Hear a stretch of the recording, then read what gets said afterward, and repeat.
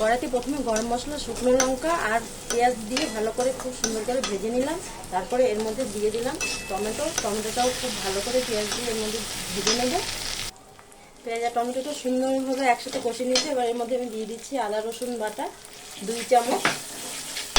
এর মধ্যে দিয়ে দিলাম হলুদ গুঁড়ো, দিয়ে দিলাম লঙ্কার গুঁড়ো, দিয়ে দিলাম স্বাদ মতো নুন। এই মশলাটাকে খুব ভালোভাবে কষিয়ে নেব। মশলা থেকে তেল ছেড়ে দিয়েছি, দেখুন আগের থেকে আমি মাংসটাকে ম্যারিনেট করে রেখেছি নুন, হলুদ এবং লঙ্কার গুঁড়ো দিয়ে, সেটা আমি দিয়ে দিচ্ছি মশলার মধ্যে। মাংসটা মশলার সঙ্গে খুব ভালোভাবে কষিয়ে নেব।